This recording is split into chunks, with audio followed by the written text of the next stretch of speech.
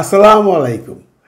আজকে 31শে জুলাই। আজকের মধ্যে যে সংস্কার কমিশন বসেছিল জাতীয় ঐকমত্য নিয়ে, এটা শেষ হবার কথা।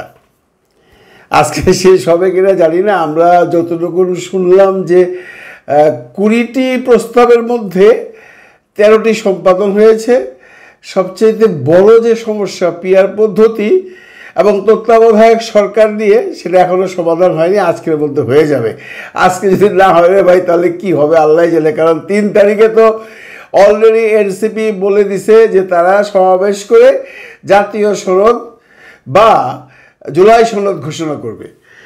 এখানে আমি একটা কথা বলে রাখি ভাই, অনেকের সাথে কথা বলছি, সুইডেনের শিক্ষিত মানুষের সাথেও কথা বলছি বা বাংলাদেশের অনেকের সাথে কথা বলছি। এই যে সংস্কার কমিশন, এই যে জাতীয় ঐকমত্যের মধ্যে কি হচ্ছে, প্রত্যেক দিন যে আইসা ওনারা বলতেছে এত ধারায় এইটা করা হয়েছে, এত ধারায় ওইটা করা হয়েছে। পাবলিক কিন্তু বুঝতে চায় না। পাবলিক বুঝতে চায় ভাই আপনারা যে বসছেন, বসে আপনারা কি করছেন, কি কি সমাধান করছেন, আমাদের এত ডিটেলস বুঝাইতেই না। আমাদের সরাসরি বলবেন তত্ত্বাবধায়ক সরকার এমনি হবে, নির্বাচন এমনি হবে, প্রেসিডেন্টের ক্ষমতা এরকম হবে, প্রধানমন্ত্রীর ক্ষমতা এরকম হবে। That's it. এই যে ওনারা বাইরে এক একজন নেতা বিভিন্ন রকম ভাষণ দিতে থাকে, মানুষ ইন্টারেস্টেড না। আমি এখন পর্যন্ত যেটা দেখলাম 20টার মধ্যে 13টা হয়েছে, আরও 7টাই হয় নাই, বড় বড় বলে হয় নাই। অথচ ভাই দেখেন এত 20টা 25টা দিন ধরে মিটিং কইরা এত সুন্দর একটা জায়গায় বইসা ঠ্যাঙ্গের উপরে ঠ্যাং তুইলা কাজু বাদাম খায় বলে, আর বলে খালি অরিজিনাল অরেঞ্জ জুস খায় এক একজন। আর দুপুরবেলায় বলে খাওয়ার যে পাহাড়ি ভাব, ওইটা নাকি যারা গেছে তারাই জানে।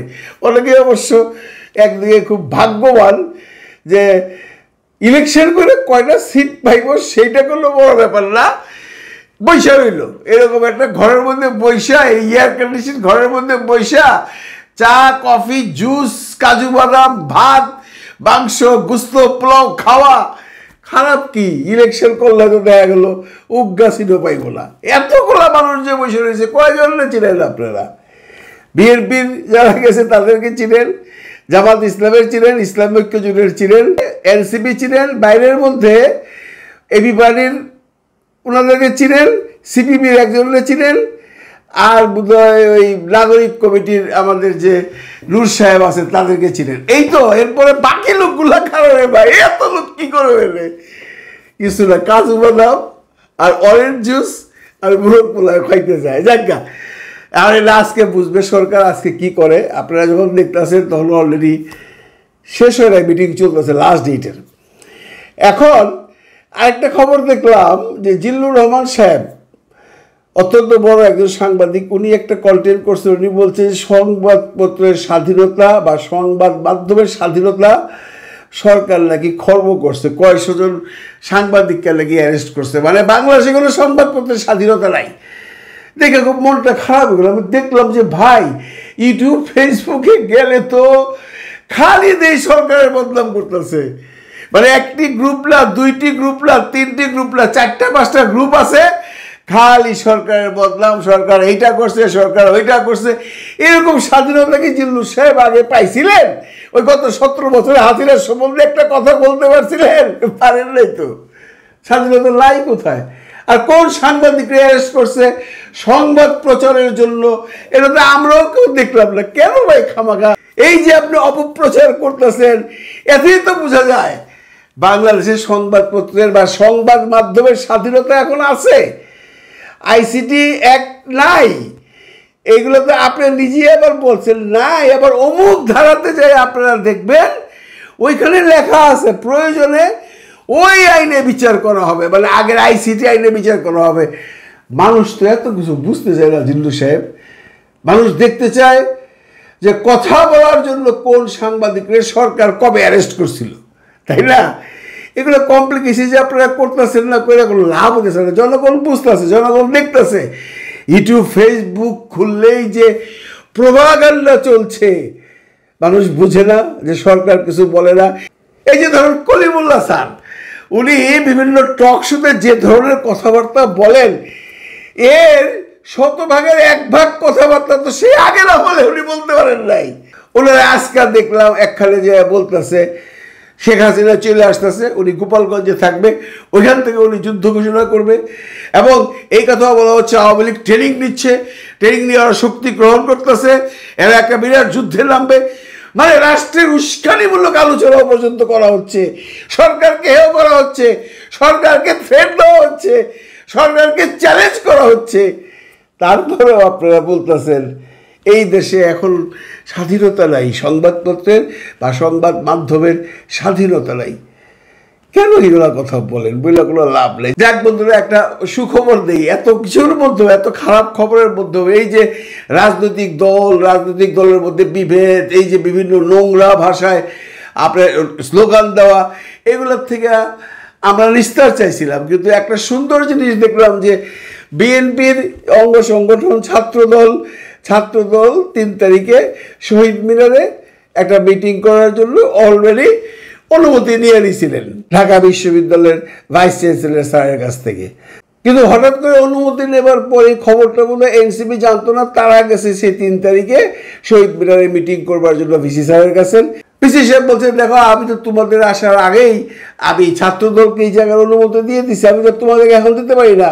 তখন এনসিপি ছাত্রদলের সাথে একটা নেগোসিয়েশন আসে, ছাত্রদল ওই জায়গাটা ছাইড়া দিছে।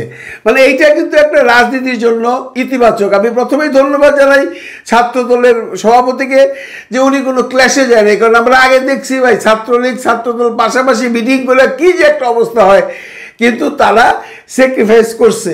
এই যে এত কিছুর পরে, এই যে এত আপনার স্লোগান বাণিজ্যের পরে দুজনের বিরুদ্ধে বা দলের বিরুদ্ধে যে সমস্ত স্লোগান ব্যবহার করা একটা উত্তপ্ত পরিবেশ সৃষ্টি করছিল, সেখান থেকে বেরিয়ে আসছে। এইটা একটা রাজনীতির জন্য ইতিবাচক খবর। আমরা অ্যাকচুয়ালি বাংলাদেশে এই রাজনীতি চাই, আপনাদের মধ্যে দ্বন্দ্ব থাকতে পারে, কিন্তু এই সমস্ত অপসংস্কৃতি করে স্লোগান দেওয়া, বিভিন্ন রকম মানুষের সম্পর্কে অপপ্রচার চালানো, এগুলো বন্ধ না করে আপনারা সৌহার্দ্যপূর্ণ অবস্থার মধ্যে রাজনীতি করে যান, বাংলাদেশের মানুষ সুখী হবে। ভিডিওটা শেষ করবার আগে একটা বড় সংবাদ দিয়ে শেষ করতে চাই। সেটা হলো, আপনারা অনেকেই হয়তো এতক্ষণে শুনে ফেলেছেন, জামাতের আমির ডক্টর শফিকুর রহমান অসুস্থ বলতে আপনারা দেখেছেন সেই জুলাই মাসের 19 তারিখে যে মিটিংটা উনি করেছিলেন, সেই দিন উনি স্টেজে 2 বার পড়ে গিয়েছিলেন।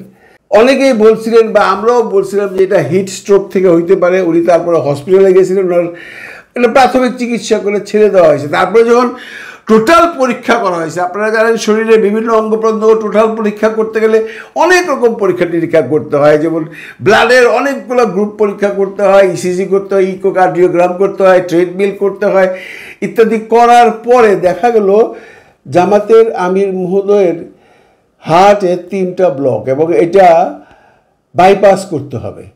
আজকাল হার্ট অপারেশন কোনো বড় ব্যাপার না, এটা নিয়ে ঘাবড়াবার কিছু নাই, এটা একটা খুব মানে ইজি অপারেশন হয়ে গেছে। কিন্তু মানুষ যখন বাংলাদেশের কারো হার্টের কোনো অ্যাটাক হয় বা হার্ট অপারেশন করতে যায় বা এনজিওগ্রাম করতে চায়, হার্ট নিয়ে কোনো রকম ট্রিটমেন্ট করতে যায়, বাংলাদেশের একটু পয়সাওয়ালা ধনী মানুষ বাংলাদেশে আর করে না। অথচ আমরা বিদেশ থেকে জানি বাংলাদেশ এখন 2টা ডিপার্টমেন্টে খুব অগ্রগতি করছে। একটা হলো ডেন্টাল, দাঁতের চিকিৎসা বাংলাদেশে অসম্ভব ভালো হয়। আমি এখানকার অনেক বাঙালি সুরিশকে দেখছি, তারা এখানে দাঁতের ট্রিটমেন্ট করে না, বাংলাদেশ চলে যায়। এবং হার্টের বেশ ভালো একটা পরিবেশ বা পরিস্থিতি বা ভালো ট্রিটমেন্ট এখন বাংলাদেশে হয়। কিন্তু তারপরেও যারা অর্থবিত্ত বৈভব নিয়ে প্রচুর পয়সা আছে যাদের, তারা কেউ বাংলাদেশে ট্রিটমেন্ট করতে চায় না। যার যেমন পয়সা আছে, কেউ সিঙ্গাপুর, কেউ ব্যাংকক, কেউ আমেরিকা, কেউ লন্ডন, বা কেউ কোথাও যেতে না পারলে ইন্ডিয়া চলে যায়। তা আমির সাহেবকে যখন বলা হলো যে আপনার উচ্চ চিকিৎসার জন্য আপনাকে বিদেশে নিয়ে যাওয়া হবে, উনি বললেন নো, আমি বিদেশে ট্রিটমেন্ট করব না, আমি বাংলাদেশে বাইপাস করব। আমার দেশের লাখো মানুষ এই দেশে ট্রিটমেন্ট করে বাইচা আছে, আমি কেন বাইরে যাব? আমি যদি বাইরে যাই, সাধারণ জনগণের কেউ তো বাইরে যেতে পারে না, গরিব মানুষ তো বাইরে যেতে পারে না। তাদের হাড় এলাকা লেগে তোমরা তারা বাইরে নিয়ে যাবা না, তাদেরকে এইখানে ট্রিটমেন্ট করতে হয়, কাজে আমার ট্রিটমেন্ট এখানে হবে। কথাটা শুনবার পর ওনার প্রতি শ্রদ্ধা আমার আগেই ছিল, কিন্তু শ্রদ্ধা আরও অনেক অনেক অনেক বেড়ে গেছে ভাই।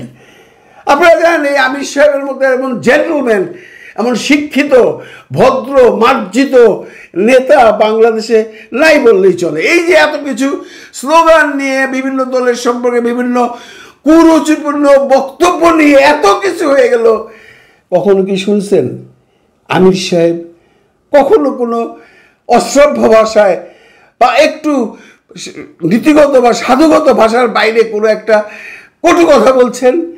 না, উনি এমনই জেন্টলম্যান।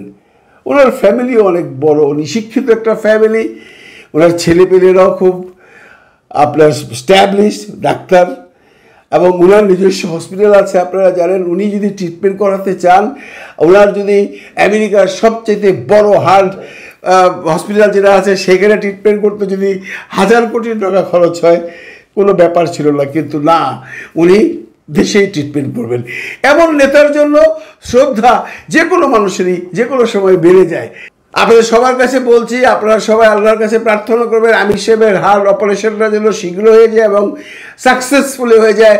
আমরা উনার মতো একজন নেতাকে আরও অনেক অনেক অনেক দিন এই দেশে রাখতে চাই, এবং বাংলাদেশের রাজনীতিতে একটা নতুন মোড় আনবার জন্য উনার মতো নেতা আমাদের প্রয়োজন। দোয়া করবেন সবাই, উনি যেন সুস্থ হয়ে অপারেশন করে আমাদের মাঝে আবার ফেরত আসে। ভালো থাকবেন সবাই, ভালো রাখবেন সবাইকে। আল্লাহ হাফেজ।